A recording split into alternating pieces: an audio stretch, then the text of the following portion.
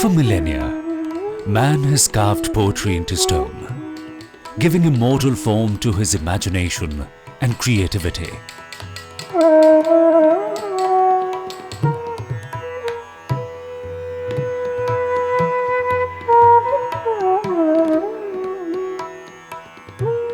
In Indian architecture as well, various kinds of stone have played their part in creating enduring and fascinating sites of worship, habitation, and mourning. So Indian craftsmen have been building in stone for about 3,000 years before the building of Humayun's tomb. And at Humayun's tomb, something like 360,000 tons of stone was used. First time that stone was used in such great quantities. And what makes it even more special is that it is integrated with the masonry wall and built together. So it's not only a stick-on. And this is one of the things that gave the Humayun's tomb the great effect that you have, this contrast with red and white.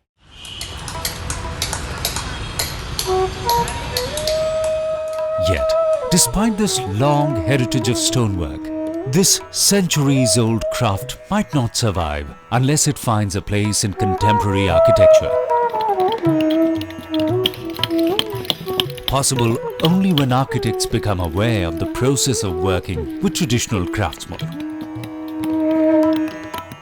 जैसे sir मैं दिल्ली में आया हूँ काम करने के लिए, तो अक्सर करके मैंने दिल्ली में एक तो ये देखा है कि जितनी भी बिल्डिंगें मैंने देखी हैं, तो इसमें पत्थर का तो कोई नाम निशान भी नहीं है। जैसे पत्थर में कोई नक्काशी है, डिजाइन है, खंबे हैं, जैसे बनवान चाहे कोई, तो हमारे लिए और भी आसान हो जाएगा। जितने बंदे हमारे तरफ कारीगर हैं, मिस्त्री, इनको रोजगार भी मिल सकता है।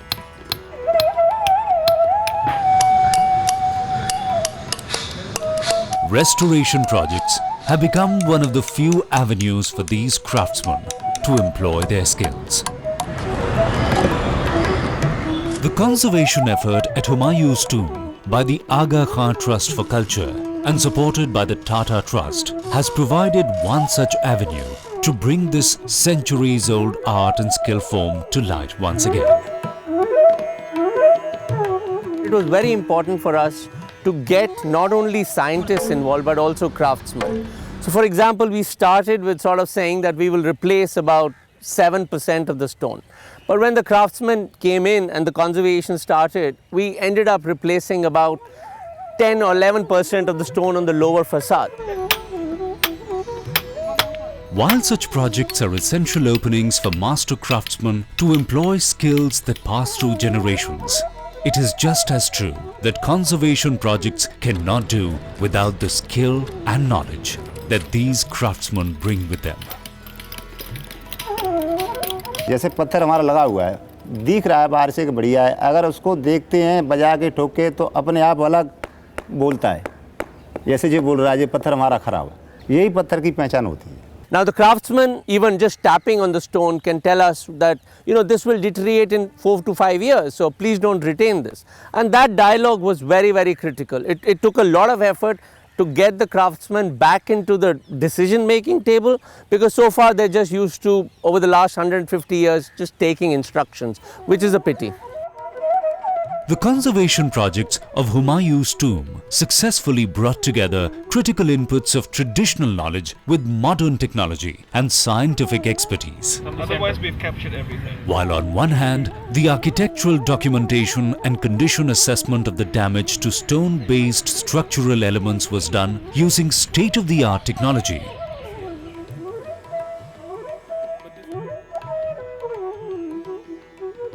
At the same time, inputs from the master craftsmen were central to the decision-making process from the very beginning. जो डिजाइन हम निकालते हैं वो भी गल गया, तो इसको जरूरी है, अगर यहाँ से काटते हैं तो खिसक जाएगा, नीचे गिर जाएगा ये, तो इसलिए पूरा ही पिलर बदलना अच्छा है. हम यहाँ काम स्टार्ट करने से पहले जो खराब पत्थर होगा उसको लिख के लेंगे, पैमास करके रखेंगे अपने पास में.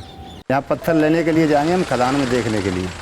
The task of finding the right size, density and color of the stone to match the damaged parts of the mausoleum was no easy one.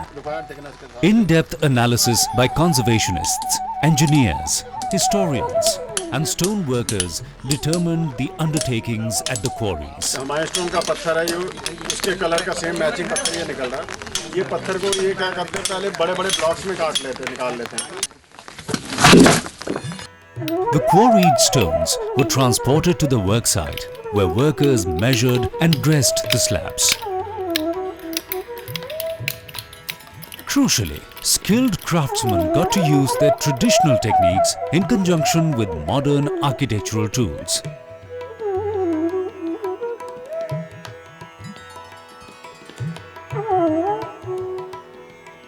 Precise drawings, new measurement tools, and metal stencils were the new elements introduced into their knowledge base. In the case of lattice replacement, metal stencil drawings were transferred onto the stone before the actual carving began. Stone carving is an integral architectural element of Mughal monuments, and it is a task that requires a very steady hand, vast amount of skill and time, and a keen sense of the overall design.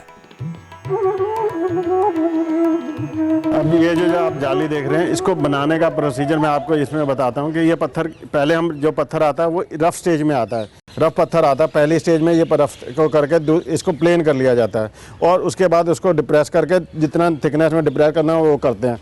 उसके बाद इसके ऊपर निशान लगा के जो design होता है उसको वो कर दिया जाता है और उसके बाद डिज़ाइन के अंदर जहाँ जहाँ गहरा करना होता है डेप्थ कर दी जाती है और जो डेप्थ है 50 से 60% ऑफ द स्टोन की डेप्थ के ज़्यादा जाते हैं और उसके बाद टेपरिंग कर देते हैं। इसके बाद पत्थर को उल्टा करके और सेम तरीके से ही जाली बना दी जाती है। At Humayun's tomb, the role of stone carvers began in the year 1997, when hundreds of craftsmen were engaged by AKTC to restore the pathways, water channels, cascades, and other elements of the enclosed garden. A few years later, in the year 2008, the team of craftsmen and experts shifted their attention to the main building. A lot of the deterioration which has resulted in us having to replace the stone has occurred because of inappropriate past repairs in the 20th century, where modern materials such as cement were used in the stone joints. And now when cement is used, it's a much harder material than the stone itself, so it sacrifices the stone by letting out salts that set off a deterioration process.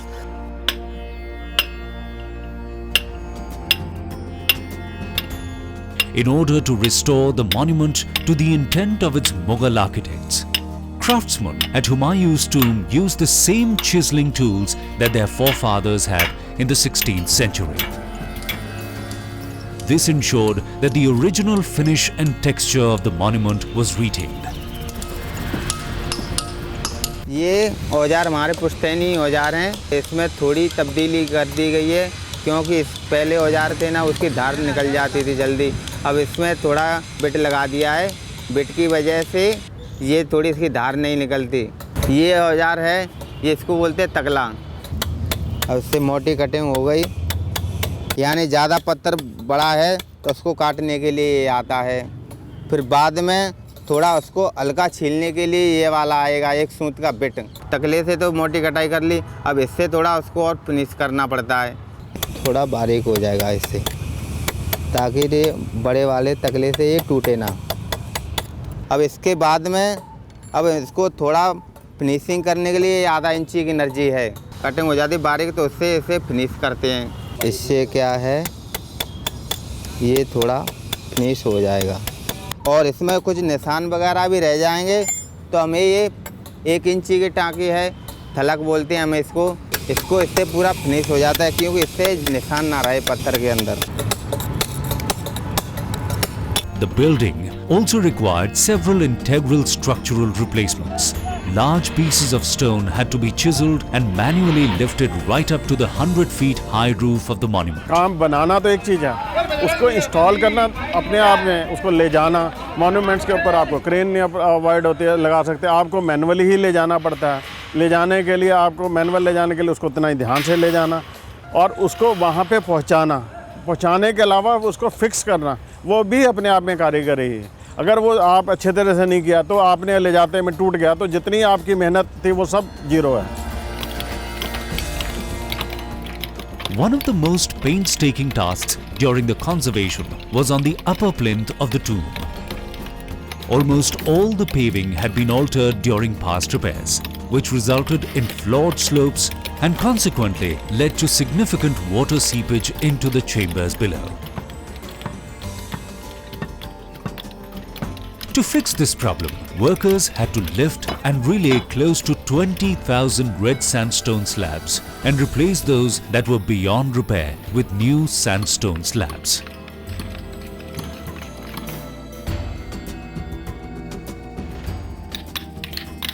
On the lower plinth, haphazard conservation attempts during the 1950s had led to the use of concrete, a substance that is not conducive to monuments that use limestone.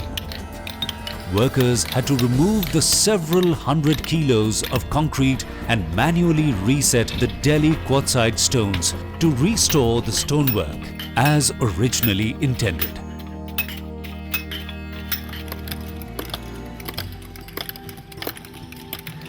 In many ways, the restoration project of Humayun's tomb has been a path-breaking one.